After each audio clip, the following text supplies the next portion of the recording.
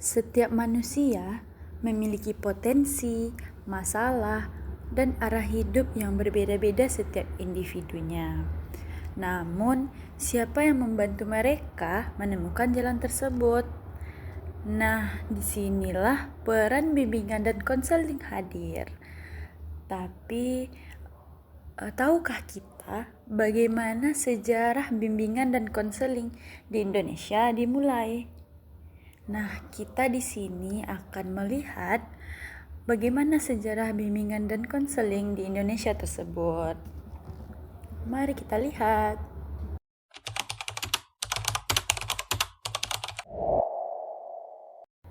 Nah, pada tahun 1960 sampai 1975, era ini disebut juga dengan era pembangunan keberadaan bimbingan konseling di Indonesia setelah Departemen Pendidikan dan Kebudayaan mengadopsinya dari Amerika Serikat sebagai negara asalnya. Bimbingan konseling yang diadaptasi dari vocational guidance menjadi educational guidance. Pada masa ini, bimbingan masih berfokus pada layanan pendidikan dan penempatan siswa. Kegiatan BK belum berdiri sebagai satu unit tersendiri, melainkan masih dijalankan oleh guru yang memiliki kepedulian terhadap perkembangan siswa. Layanan bimbingan mulai diperkenalkan secara formal di sekolah menengah. Munculnya pelatihan-pelatihan dasar bagi guru dalam bidang bimbingan. Kementerian Pendidikan mulai memasukkan materi bimbingan konseling dalam kurikulum guru. Nah, di era ini belum ada bentuk, status, atau dasar acuan yang jelas terkait pelaksanaan bimbingan. Sehingga nama pelaksananya masih menggunakan guru bimbingan dan penyuluhan yang lebih banyak diartikan atau dipahami sebagai pemberi nasihat. Karena keprihatinan ini, maka di tahun 1971 berdiri proyek Perintis Sekolah Pembangunan atau disingkat dengan PPSP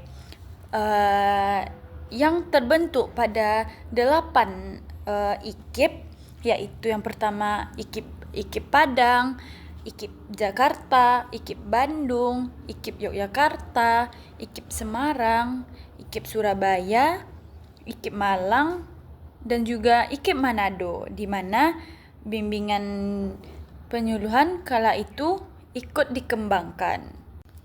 Nah, pada tahun 1975 sampai dengan 1989, era ini lebih dikenal sebagai era kebangkitan dan perintisan. Hal ini terbukti melalui yang pertama, bersamaan dengan lahirnya kurikulum 1975 untuk tingkat SD, SMP, SMA, maka terdapat pedoman pelaksanaan kurikulum, yaitu buku 3C, Pedoman Bimbingan dan Penyuluhan. Nah, yang kedua, terbentuknya organisasi profesi, yaitu Ikatan Petugas Bimbingan Indonesia yang disingkat IPBI pada tanggal 19 Desember 1975. Nah, yang ketiga, untuk mengisi jabatan guru bimbingan dan penyuluhan di sekolah, maka di tahun 1975 diselenggarakan program PGSLP dan PGSLA bimbingan dan penyuluhan di IKIP setingkat dengan D2 atau D3. Nah, yang keempat, pendidikan tenaga bimbingan konseling mulai berkembang di tingkat perguruan tinggi dengan dibukanya jurusan pendidikan bimbingan dan konseling, disingkat dengan PBK. Nah, yang terakhir, lahirnya SK Mempan No 26 garis miring Menpan garis miring 1989 tentang angka kredit bagi jabatan guru dalam lingkungan Departemen Pendidikan dan Kebudayaan. Kepmen tersebut menetapkan secara resmi bahwa sekolah memberikan layanan bimbingan dan penyuluhan, namun pelaksanaannya masih belum jelas karena konsep awal untuk mendukung tujuan sekolah dan membantu siswa mencapai tujuan akademik mereka masih belum ada. Nah, selanjutnya tahun 1989 sampai 2003. Pada era ini, bimbingan konseling menjadi bagian yang tidak terpisahkan dari sistem pendidikan nasional yang diatur dalam PP nomor 28 garis miring 1990 dan nomor 29 garis miring 1990 yang menjadi acuan pelaksanaan bimbingan dalam dunia pendidikan. Selain itu, kejelasan hukum dan dasar acuan pelaksanaan bimbingan ditegaskan dalam Undang-Undang Nomor 2 Tahun 1989 Bab 1 Pasal 1, yaitu ayat bimbingan penyuluhan juga telah memiliki panduan pelaksanaan yang terbit pada tahun 1990 dalam bentuk seri pemandu pelaksanaan bimbingan dan konseling di sekolah. Nah, yang terdiri atas buku 1, 2, 3, 4, dan 5. Hal penting yang turut mempengaruhi sejarah perkembangan bimbingan kala itu adalah lahirnya model pelaksanaan bimbingan yang dikenal dengan BK Pola 17. Sejalan dengan terbitnya SK Mendikbud nomor 25 garis miring 1995 yang akhirnya merubah nama bimbingan penyuluhan menjadi bimbingan konseling dan secara substansial mengatur tentang kegiatan bimbingan dan konseling dilaksanakan dengan pola-pola yang jelas, yang mana yang pertama ada pengertian, tujuan, fungsi, prinsip, dan azas-azasnya. Yang kedua, ada bidang bimbingan pribadi, sosial, belajar, dan karir.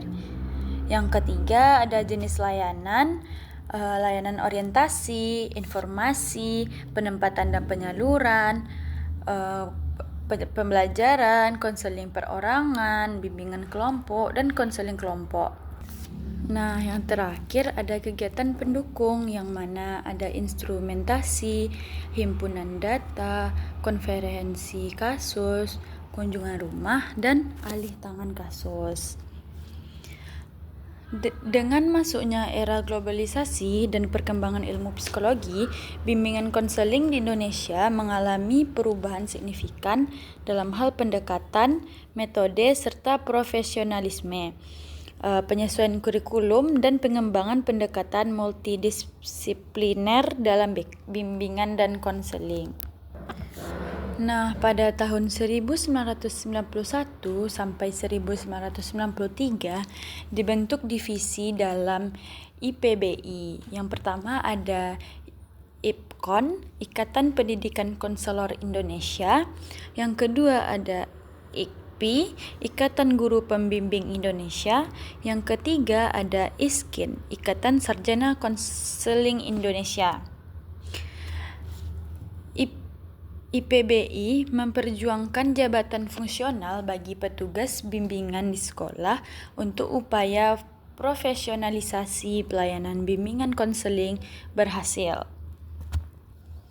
Nah, pada 2001, IPBI berubah menjadi APKIN, yaitu Asosiasi Bimbingan dan Konseling Indonesia.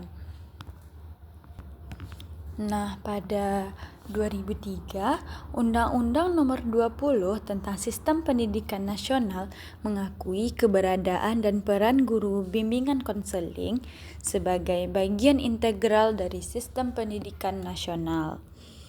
Nah, Desember 2003, APKIN mengadakan konvensi nasional yang diisi dengan kegiatan seminar dan lokakarya yang bertemakan profesi bimbingan dan konseling Indonesia menuju ke arah standar internasional. Di setiap kabupaten atau kota dibentuk organisasi MGBK baik di tingkat SLTP maupun SLTA. Nah, tahun 2003 hingga sekarang, eksistensi bimbingan konseling mulai berkembang dan diakui sebagai layanan profesional yang ditegaskan melalui undang-undang. Yang pertama, Undang-Undang Nomor 20 Tahun 2003, Bab 1 Pasal 1 Ayat 6 mengenai penamaan bagi petugas profesional bidang layanan bimbingan konseling. Yang kedua, acuan tentang kinerja profesional lebih tegas dan jelas dengan PP No 19 garis miring 2005, PP No 17 garis miring 2010, Undang-Undang Nomor 14 2005, PP No 22 2007, Dirjen PMPTK tahun 2007 tentang rambu-rambu penyelenggaraan BK dalam jalur pendidikan formal. Nah, yang ketiga, keluarnya Permendikbud nomor 81A tahun 2013 bertujuan untuk meningkatkan layanan bimbingan dan konseling profesional di sekolah dan mencapai terselenggaranya bimbingan dan konseling pendidikan sejak PAUD hingga perguruan tinggi. Nah, yang terakhir, Permendiknas nomor 8 tahun 2009 tentang program pendidikan profesi guru prajabatan diikuti panduan pendidikan profesi guru prajabatan tahun 2009 oleh Ditjen Dikti Depdiknas. Di era digital saat ini, BK tidak lagi terbatas pada ruang kelas. Konselor kini memanfaatkan platform online untuk layanan konseling, asesmen psikologi, serta edukasi karakter. Penggunaan media digital seperti Zoom, Google Meet, hingga aplikasi konseling daring seperti Ruang Guru atau konseling.